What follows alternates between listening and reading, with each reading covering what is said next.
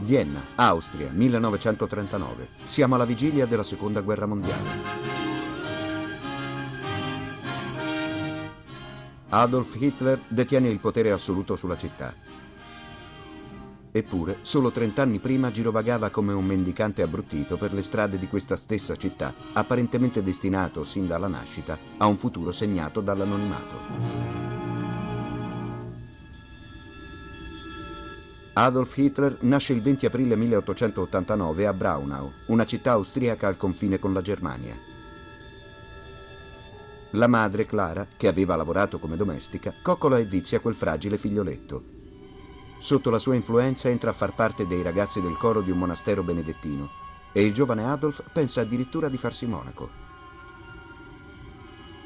Il padre di Hitler, un funzionario doganale, ha un carattere freddo e dominante.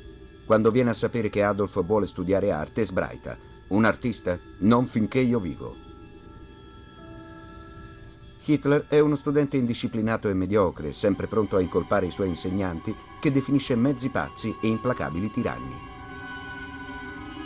A 16 anni lascia la scuola, festeggiando l'avvenimento ubriacandosi, e per 3 anni non fa altro che bighellonare.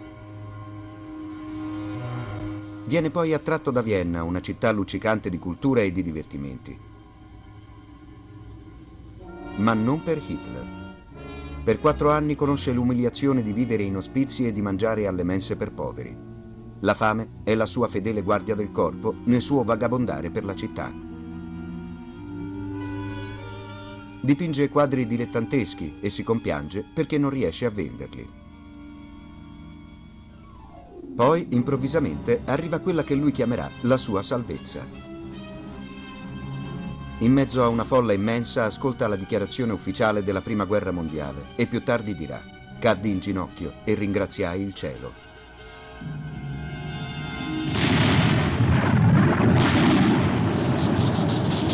Per Hitler la guerra rappresenta la fuga da anni di frustrazione. Come dirà tempo dopo, ero fuori di me dalla gioia e dalla contentezza.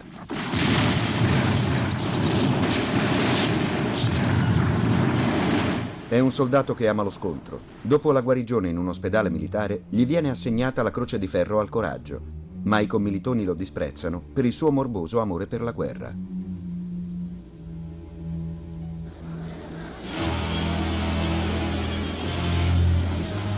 Hitler ritorna in una Germania pervasa di violenza.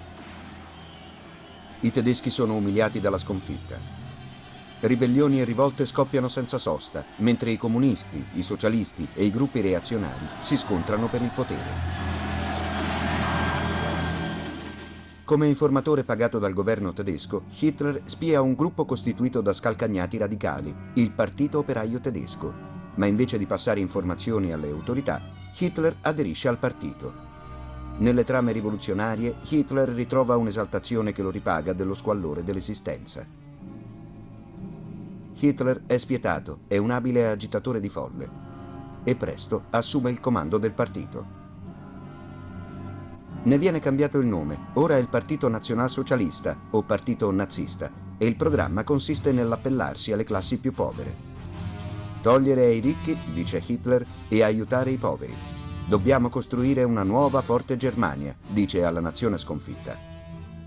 Quando parla o scrive è ossessionato da parole come lotta eterna, supremazia, guerra e sangue. Essere un capo significa influenzare le masse, dice, e nessuno lo sa fare bene come me. Organizza una banda di picchiatori, provocatori ed esaltati e ne fa il suo esercito privato, le camicie brune. Il loro compito? Spaccare crani, terrorizzare avversari politici. Con queste squadre d'assalto, Hitler diventa in Germania una figura politica minore, ma pericolosa. Il nuovo senso di potere gli dà alla testa e Hitler comincia a elaborare un piano incredibile. Sebbene possa contare solo su poche migliaia di seguaci, giura che porterà al rovesciamento del governo, che diventerà il dittatore di tutta la Germania.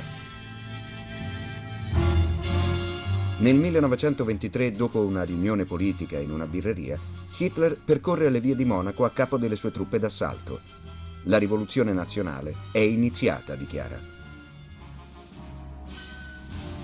Ma una squadra di 100 poliziotti pone fine alla marcia e il putsch di Monaco si conclude con l'arresto di Hitler. Il futuro dittatore è processato per tradimento. Giudicato colpevole, viene condannato a 5 anni di prigione. Grazie a intercessioni politiche sconta solo 8 mesi in prigione in una cella privata e scrive uno strano libro intitolato Mein Kampf, la mia lotta, che viene pubblicato subito dopo la scarcerazione. È una cozzaglia di stramberie politiche, di antisemitismo e di un fantastico piano per arrivare a dominare non solo la Germania, ma tutta l'Europa. Ma all'inizio nessuno presta attenzione al libro. Hitler viene visto come una sorta di zimbello nazionale. La Germania non è interessata a un teppista con i baffi alla Charlie Chaplin. Ma Hitler è deciso a portare avanti il suo improbabile programma e si dedica alla ricostruzione del partito nazista. Le camicie brune sono un eccellente ricettacolo per sbandati, ladri, ricattatori e assassini.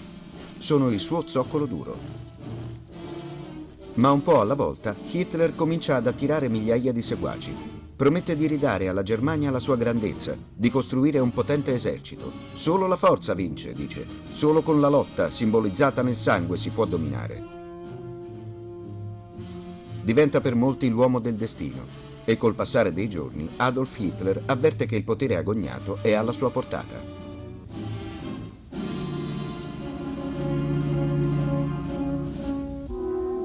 A 38 anni, in quest'uomo del destino si scatena un'insana passione per la nipote ventenne, Geli Raubl.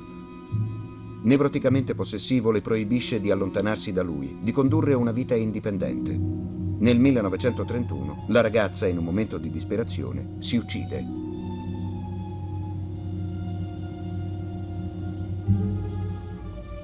Hitler si sente in colpa, ma non ha nemmeno il tempo di piangerla. È arrivato il momento di gettarsi nella lotta per conquistare il potere in una Germania sull'orlo del collasso.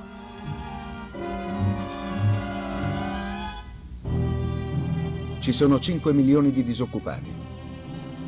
La debole classe dirigente è paralizzata dalla crisi. Hitler sfrutta la situazione fomentando manifestazioni e rivolte. Anche il Partito Comunista scatena un'ondata di violenze nella speranza di gestire il paese dopo la caduta della Repubblica.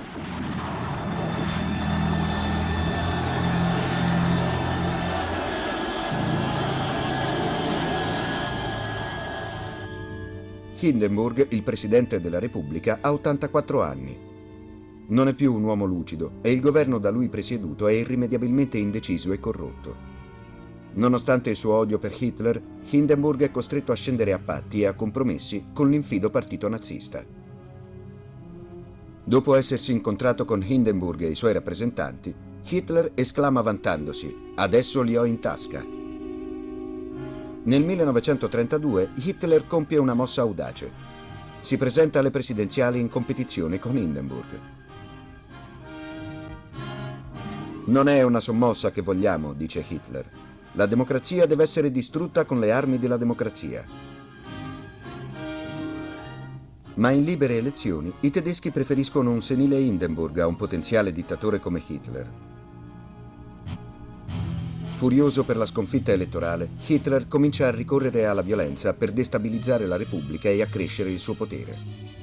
Le camicie brune danno il via a una nuova ondata di rivolte politiche, giungendo fino all'assassinio. Spinto dalla disperazione, Hindenburg ricorre a una mossa fatale. Decide di combattere il male con il male. Conferisce l'importante nomina di cancelliere a individui senza scrupoli, conferendo loro poteri pressoché dittatoriali. Hindenburg ritiene che un regime di ferro possa salvare la nazione e impedire l'ascesa di Hitler, ma i nuovi cancellieri si dimostrano troppo deboli per affrontare la crisi. Ed ecco che Hindenburg capitola e offre a Hitler la nomina di cancelliere. Hindenburg crede di poter usare e controllare i nazisti e il loro leader. Ma i piani di Hitler sono ben altri. Ritratti, vite nella storia, torna tra poco.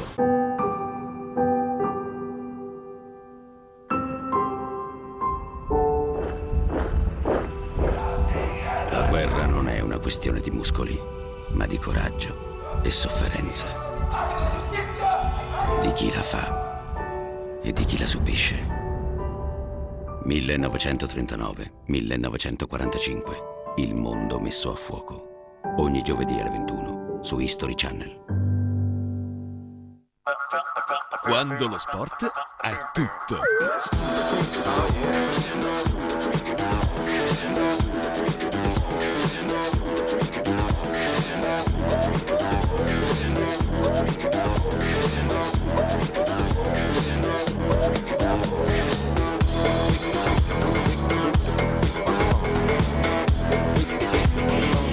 A marzo su Sky Sport.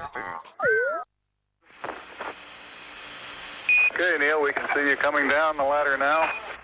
Everything looks okay up here. All your systems are looking good. I'm going to step off the limb now. It's one small step for man, one giant leap for mankind. No, it's beautiful, just beautiful.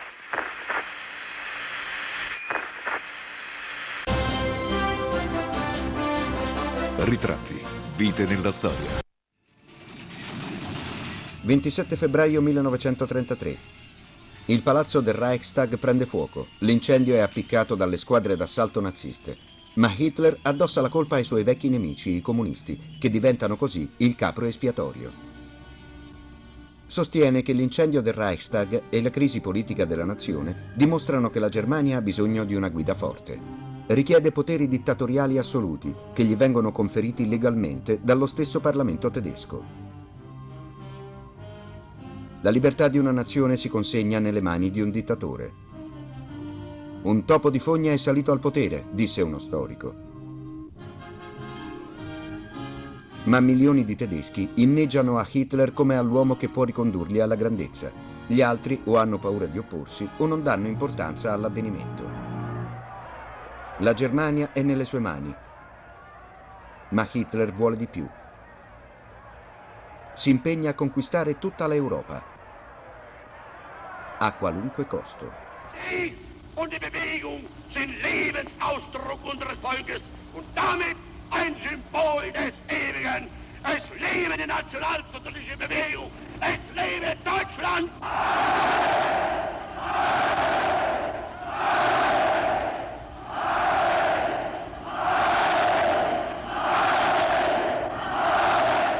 Diese Zukunft restlos uns gehört. Adolf Hitler è dittatore della Germania. Si è circondato di un gruppo di collaboratori senza scrupoli. Hermann Göring, un ex tossicodipendente, diventerà dittatore dell'economia tedesca e capo delle forze aeree, la Luftwaffe. Göring è in rapporti stretti con industriali e aristocratici, ma preferisce la compagnia dei picchiatori e amici di Hitler. Il ministro della propaganda e pervicace fautore dell'antisemitismo, Joseph Goebbels, si era avvicinato ai seguaci di Hitler ai tempi in cui era ancora uno scrittore frustrato e un agitatore socialista. Goebbels una volta disse: «Adolf Hitler, ti voglio bene, perché sei allo stesso tempo grande e semplice. Sono le caratteristiche di un genio». Rudolf Hess, il braccio destro di Hitler. Un ex delinquente di strada con la presunzione di essere un profondo pensatore. Il capo ideale, dice Hess, è un uomo che non ha paura di spargere sangue e che sa calpestare la gente con stivali da granatiere. È con questi uomini che Hitler si mette al lavoro. Die Partei ist Hitler! Hitler aber ist Deutschland, wie Deutschland Hitler ist! Hitler, Sieg! Sieg!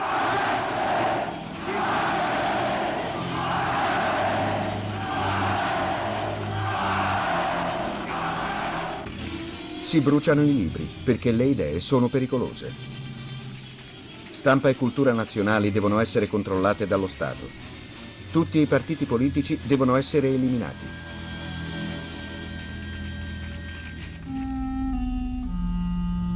Gli ebrei, una minoranza inoffensiva, vengono perseguitati in nome della supremazia della razza ariana.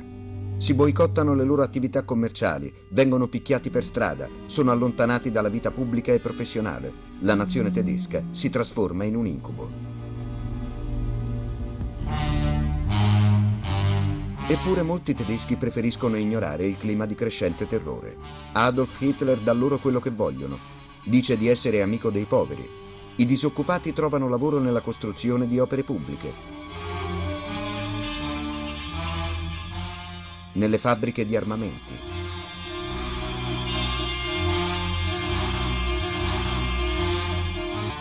È vero che Hitler ha schiacciato i sindacati e bloccato i salari, ma ai lavoratori è garantita la sicurezza economica ed è per questo che rinunciano alla libertà senza opporsi.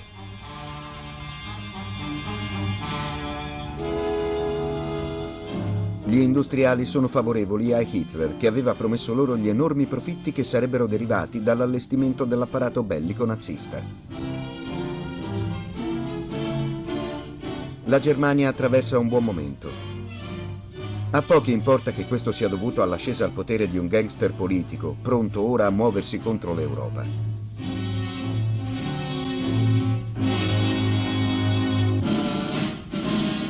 È il 7 marzo 1936.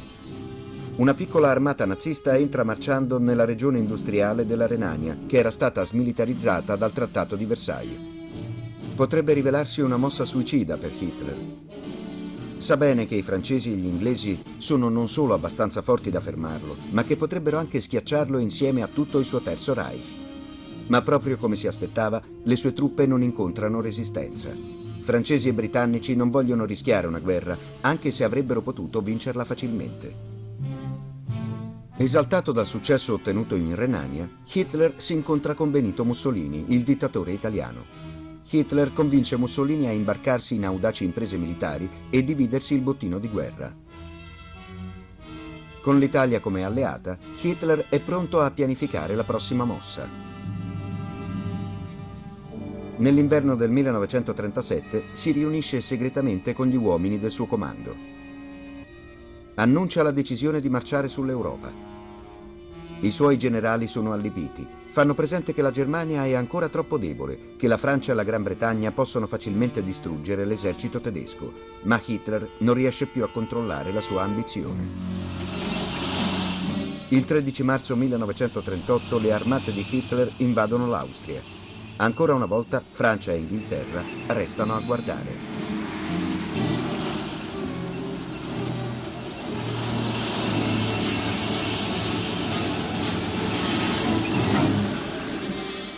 Hitler adesso è sicuro di non poter essere fermato. Fa un ingresso trionfale a Vienna, la città che 30 anni prima aveva visto il suo fallimento. È una rivincita attesa da molti anni.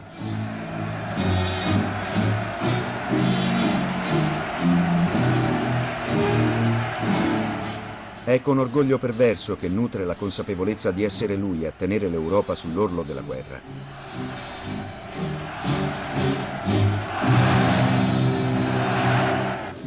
Monaco, 29 settembre 1938.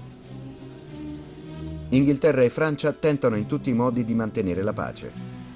Il primo ministro britannico Neville Chamberlain e il premier francese Édouard Daladier sono qui per incontrarsi con Hitler e Mussolini. Hitler richiede che gli venga ceduta la regione dei Sudeti, corrispondente a un quarto della Cecoslovacchia, o darà inizio alle ostilità. Chamberlain vuole assolutamente evitare il conflitto e cerca di prolungare la durata della pace sacrificando la Cecoslovacchia.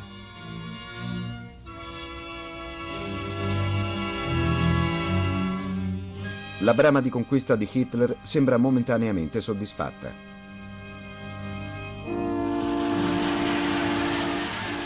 Chamberlain ritorna a Londra, ignaro che in privato Hitler lo chiama un vermiciattolo.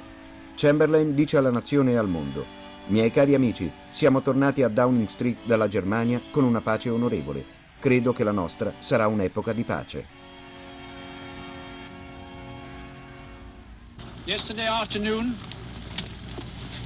I had a long talk with Herr Hitler. It was a frank talk, but it was a friendly one. And I feel satisfied now that each of us fully understands what is in the mind of the other. The settlement of the Czechoslovakian problem, which has now been achieved, is, in my view, only the prelude to a larger settlement in which all Europe may find peace.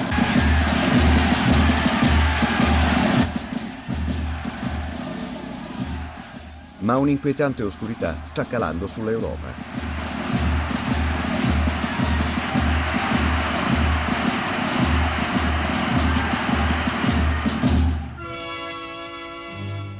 L'Unione Sovietica è l'unica minaccia militare rimasta a frapporsi fra Hitler e i suoi piani espansionistici. Ed ecco che nell'agosto del 1939 Hitler stipula un patto di non aggressione con Stalin, un patto che sbalordisce il mondo intero e che consente a Hitler di compiere la sua mossa più audace.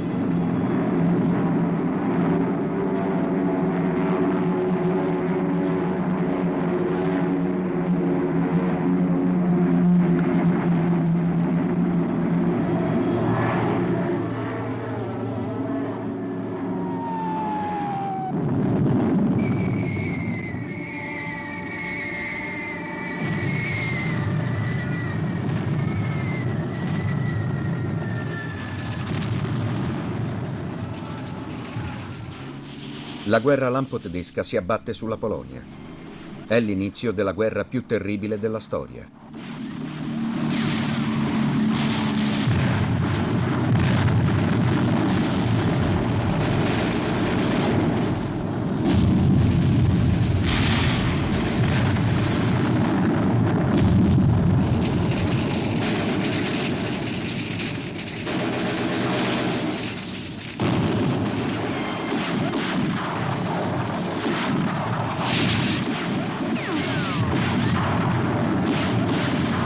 Friedlieben und aber auch tapferes. Und ihr müsst friedfertig sein.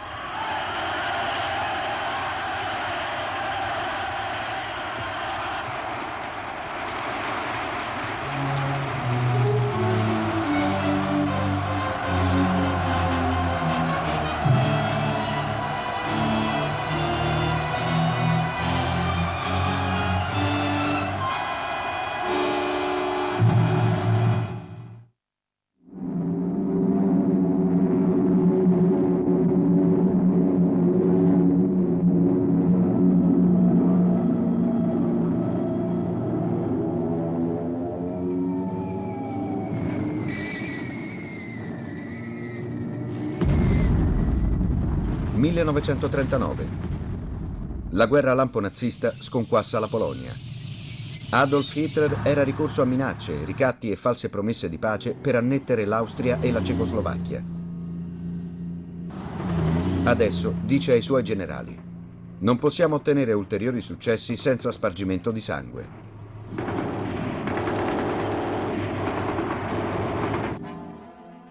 Dopo la repentina resa della Polonia, Hitler si incontra con gli uomini del suo comando. Le sue parole: nessuno ha mai raggiunto quello che ho raggiunto io. Il destino del Reich dipende solo da me. Ordina alle truppe tedesche di invadere l'Europa. È sicuro di arrivare alla conquista di Francia e Inghilterra. Ma prima è la volta della Danimarca, Norvegia e Olanda. Hitler utilizza un apparato bellico estremamente sofisticato e devastante. Nella primavera del 1940 le tre piccole nazioni vengono sconfitte. Poi le divisioni corazzate naziste invadono il Belgio, ma per la prima volta si scontrano con le truppe francesi e britanniche. La guerra si estende a tutta l'Europa e gli eserciti alleati risentono pesantemente dell'attacco nazista. Più di 300.000 soldati francesi e britannici retrocedono fino a trovarsi intrappolati sulle spiagge di Dunkerque. Alle loro spalle il canale della Manica. Hermann Göring, il comandante della Luftwaffe, vuole per sé la gloria di annientare le truppe bloccate a Dunkerque. Chiede il permesso a Hitler e lo ottiene.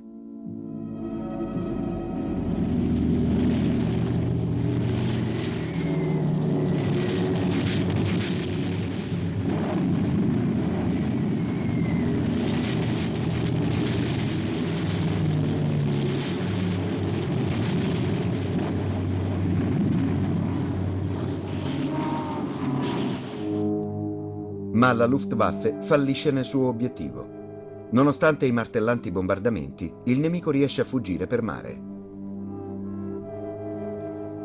Ma la Francia, tacciata poi di disfattismo, si arrende come avevano fatto Polonia e Norvegia. Questa è Parigi nella primavera del 1940.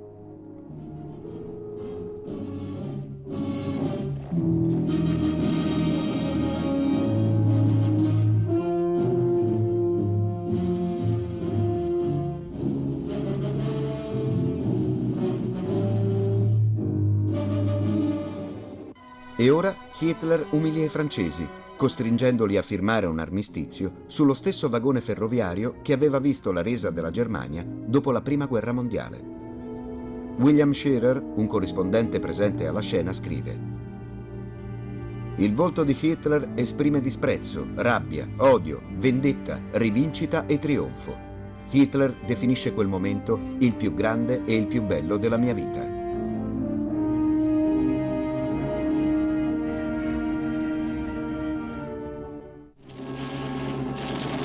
Hitler fa di nuovo ricorso alla Luftwaffe e ordina alle forze aeree di mettere la Gran Bretagna in ginocchio.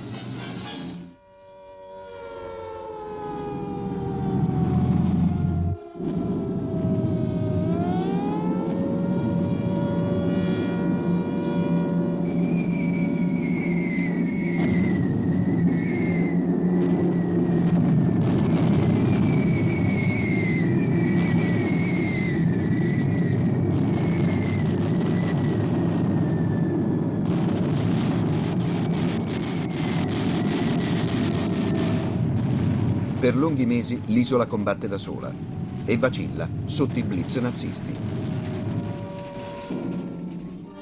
Ma ecco che nella battaglia d'Inghilterra si verifica una svolta. La Royal Air Force, sebbene in netta minoranza, riesce a tener testa alla Luftwaffe e i nazisti subiscono severe perdite.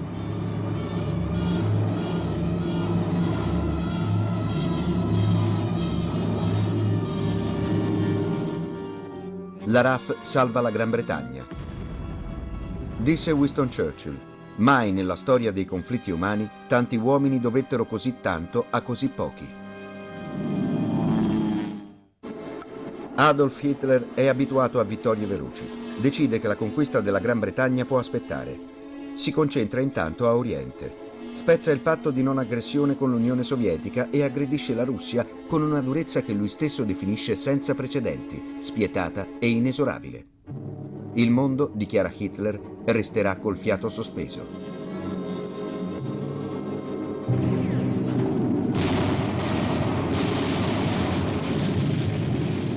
Le armate tedesche invadono l'Unione Sovietica e avanzano verso Mosca e Leningrado.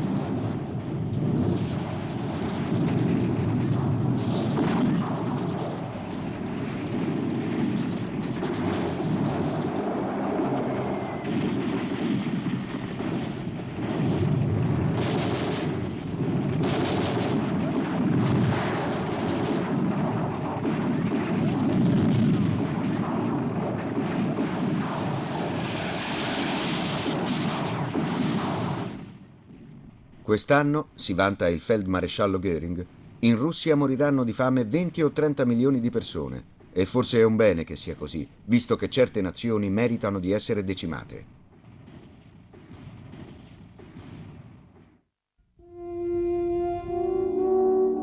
Questa è Berchtesgaden, una località di montagna delle Alpi bavaresi, dove Adolf Hitler sfugge alla violenza della guerra e trascorre periodi sereni insieme alla sua amante Eva Braun. Quando Hitler la conobbe all'inizio della sua ascesa al potere, la ragazza faceva la commessa. Sono in pochi in Germania a sapere di lei, visto che Hitler non la frequenta in pubblico. Quando Hitler non c'è, si dedica ai suoi due maggiori interessi: la lettura di novelle e l'attività fisica.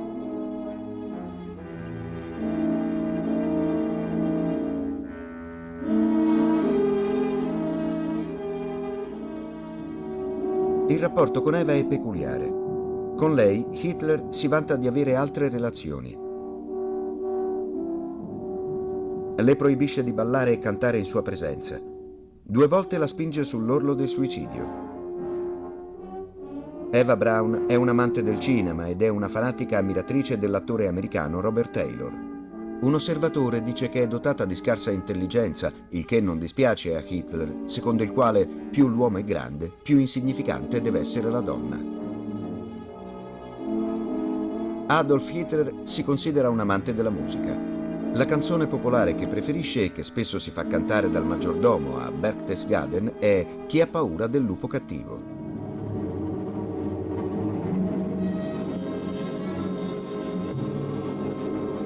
Capita talvolta che i genitori e la sorella di Eva, Gretel, vadano a trovare la coppia. Anni addietro, il padre di Eva, un insegnante, si era opposto alla relazione della figlia. Eva è una ragazza così dolce e carina, diceva, perché deve mettersi con un tale orco? Ma ora che l'esercito di Hitler spadroneggia in Europa, il signor Braun accetta con piacere l'ospitalità del Führer.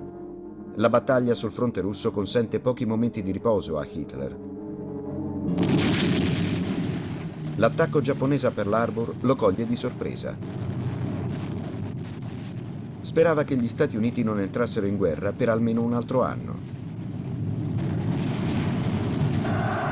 Hitler adesso non ha scelta. Dichiara guerra agli Stati Uniti.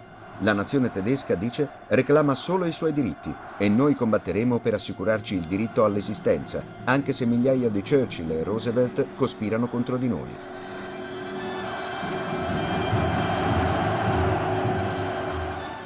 Il conquistatore che aveva ordinato alla Luftwaffe il massacro di civili innocenti si trova ora a dover affrontare le forze congiunte della Gran Bretagna, Unione Sovietica e Stati Uniti. Adolf Hitler comincia a capire che è in gioco la sua esistenza.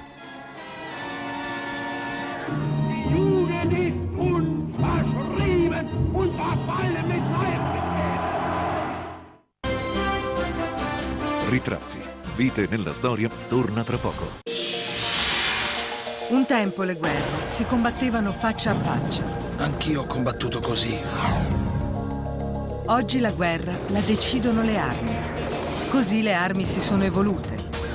Le frecce sono divenute missili, i bottoni si sono moltiplicati. Ma chi decide le guerre? Chi ne paga il prezzo? Eventi di guerra. Questa sera alle 23 su History Channel.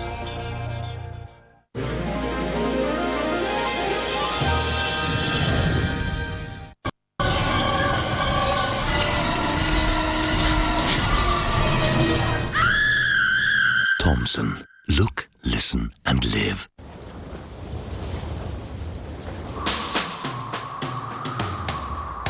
Scavare nell'anima per trovare il coraggio. Andare sempre più a fondo per far riaffiorare la vera passione.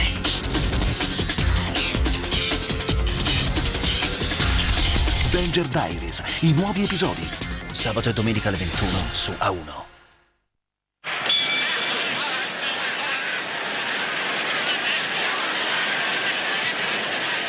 Got over 2 more. Right to Lewis's jaw and made Lewis give ground. And there, Snelling straightened up Lewis with hard right and left to the jaw. He has puffed up Lewis's left cheek, and Lewis is down.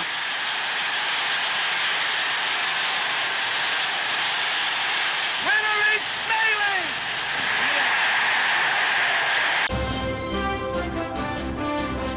Ritratti.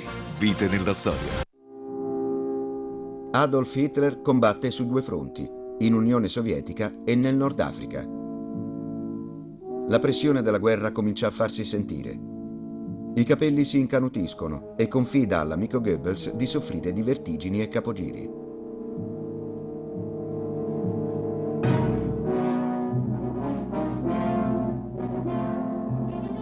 La campagna d'Africa è fonte di preoccupazione per Hitler. Le truppe africane del generale Rommel hanno conseguito brillanti vittorie, ma la volpe del deserto comincia ad avere seri problemi. Armi e viveri scarseggiano. Hitler, commettendo un errore fatale, rifiuta di inviarne altri. Rommel vuole ritirarsi, ma Hitler gli fa pervenire il seguente ordine: devi condurre le tue truppe o alla vittoria o alla morte.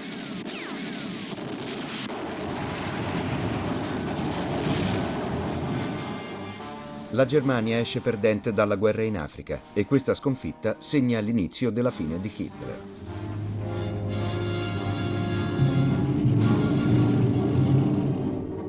A Stalingrado un altro disastro attende Hitler. L'Armata Rossa e l'inverno russo provocano enormi perdite all'esercito tedesco. Il generale in capo gli invia un messaggio urgente. Truppe senza munizioni, resistere non ha senso, il crollo è inevitabile. Ma Hitler risponde dal suo quartier generale in Germania. Proibisco la resa, resistete fino all'ultimo uomo. Quando viene a sapere che 90.000 soldati nazisti si sono arresi a Stalingrado, Hitler commenta: avrebbero dovuto usare le ultime pallottole contro se stessi.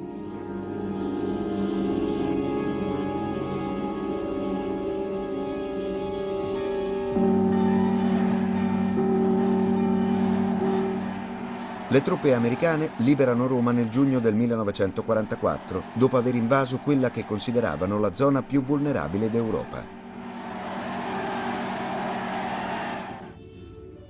Hitler si prepara al prossimo assalto degli alleati, che immagina aver luogo lungo il canale della Manica sulla costa francese.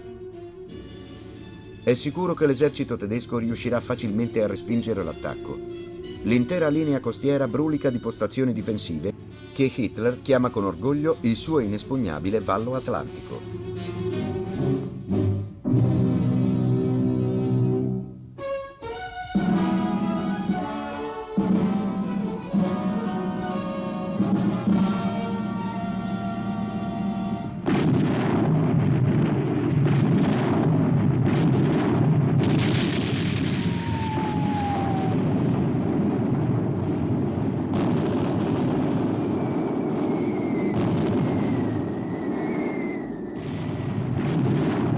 È il D-Day, il 6 giugno del 1944, l'invasione della Normandia.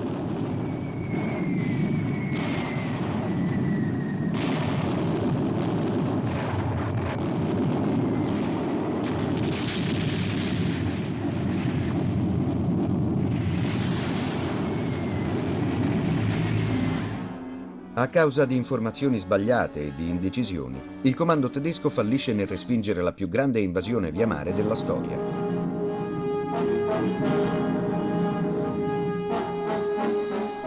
Durante quel giorno fatale, Hitler si trova a Berchtesgaden, dove viene informato dell'invasione. L'ordine che impartisce è ridicolo. Gli invasori, dice, devono essere respinti in mare non più tardi di stasera. Nei giorni seguenti sbarcano più di 300.000 alleati.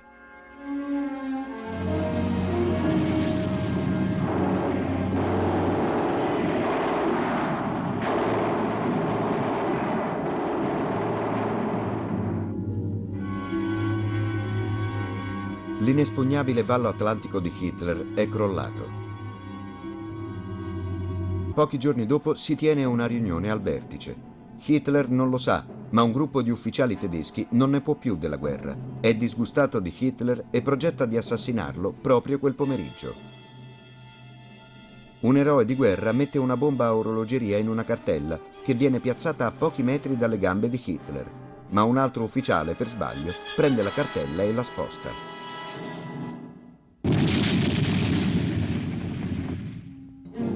Nell'esplosione vengono uccisi e feriti molti degli ufficiali presenti nella stanza. Hitler se la cava con severe ustioni e una parziale paralisi al braccio destro.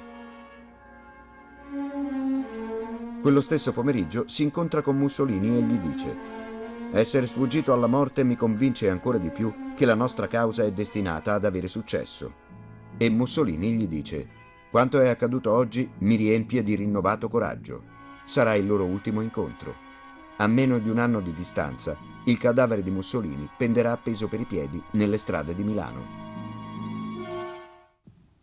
Gli attentatori alla vita di Hitler vengono sottoposti a processo pubblico.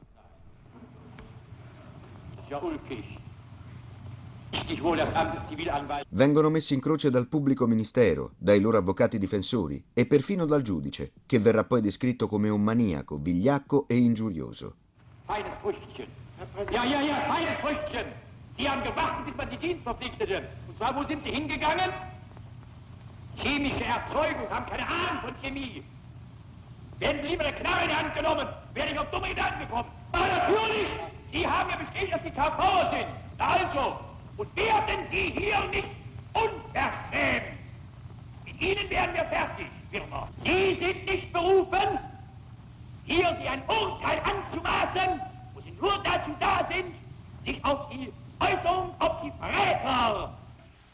Gli imputati spiegano che volevano uccidere Hitler per porre fine alle atrocità naziste. Heraus ein vielfaches Hin und Her in der Einstellung gegenüber den Polen praktisch erlebt habe.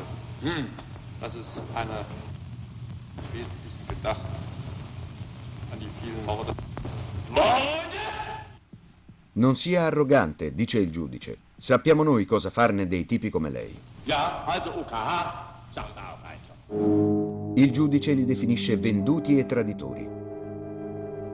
Hitler ordina che i cospiratori vengano appesi come bestiame, legati a dei ganci da macellaio con corde di pianoforte.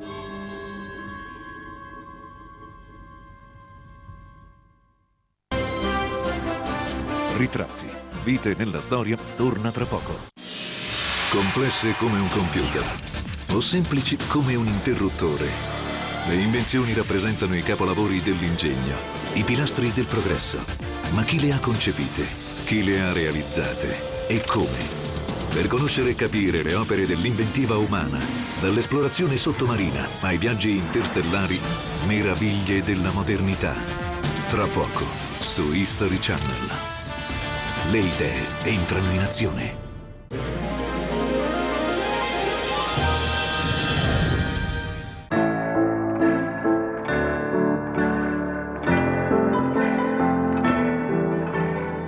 There is time to love, to love, to love.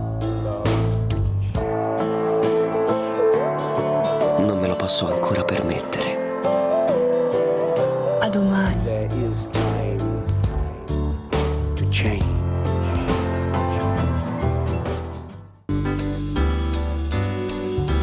L is for the way you look at me. O is for Dal mondo dei surgelati Barilla, un primo pronto preparato con tutto il sapore intenso di cozze, vongole, calamari e gamberetti. Sono gli spaghetti numero 5 alla pescatora. it's even more than anyone that you adore. Spaghetti numero 5 alla pescatora a Barilla, nati dall'amore per la pasta. Appassionanti rompicapo. Giochi che accendono la mente. Giochi d'ingegno. Collezione giochi di logica più belli e divertenti. In edicola la prima uscita con il solitario a soli 4,90 €. Giochi d'ingegno. Lasciati catturare.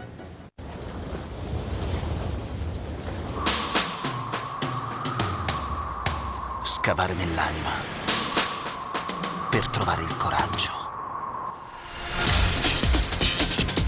Andare sempre più a fondo per far riaffiorare la vera passione.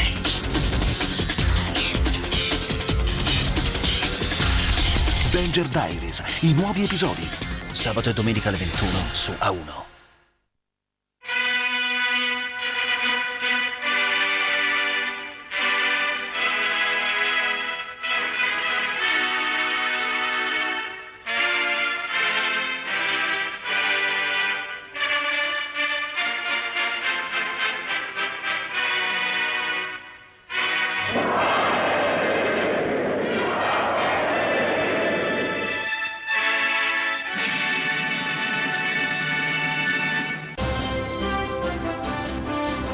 Ritratti, vite nella storia. Il ritmo delle atrocità naziste si fa sempre più frenetico. I campi di concentramento sono diventati fabbriche di morte per 5 milioni di ebrei europei e altri cosiddetti indesiderabili.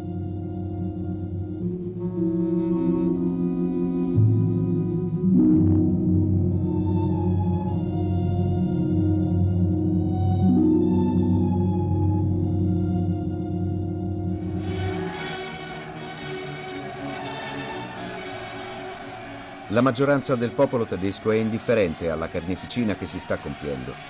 Nel 1944 un'enorme folla partecipa ai festeggiamenti per il 55° compleanno di Hitler. Sono in molti quelli che lo seguiranno ciecamente fino alla fine. Gli eserciti alleati stanno stringendo il Terzo Reich in una morsa. Inglesi e americani premono da ovest, i russi da est. Hitler è in trappola.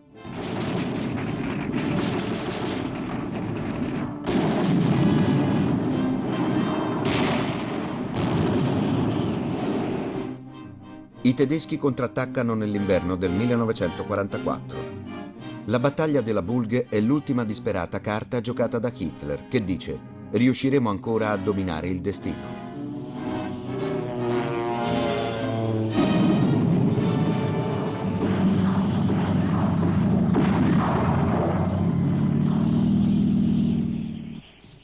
Ma l'ultima mossa fallisce.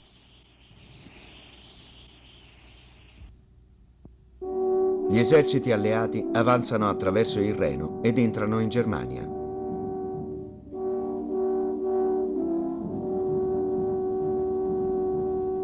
Hitler sposta il suo quartier generale in un bunker sotterraneo della cancelleria di Berlino, dove sposa la sua amante, Eva Braun. Ha già sofferto di numerose crisi depressive. Un ufficiale tedesco così lo descrive. Il volto e gli occhi sono quelli di un uomo completamente esausto. Si muove come una persona senile. L'Armata Rossa penetra nella periferia di Berlino, arrivando a poche miglia dal bunker di Hitler. Nel suo rifugio, Hitler scrive il testamento e le sue ultime volontà. Poi il Führer riflette su tutto il suo operato, che definisce come una lotta gloriosa ed eroica. Muoio, dice, con il cuore felice. Il fuoco di un cannone sovietico demolisce la parte della cancelleria sopra il bunker.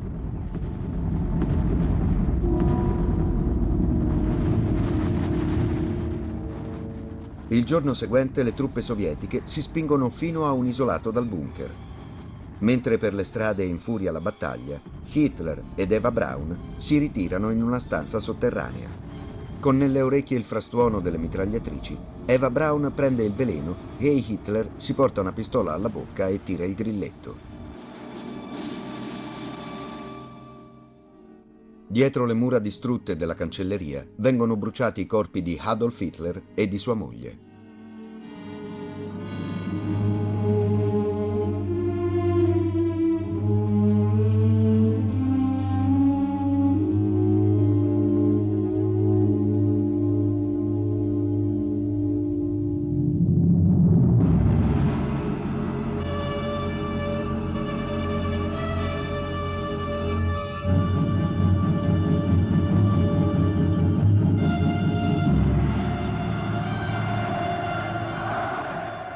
Molti anni prima, agli inizi della criminale carriera di Hitler, Joseph Goebbels fece una predizione.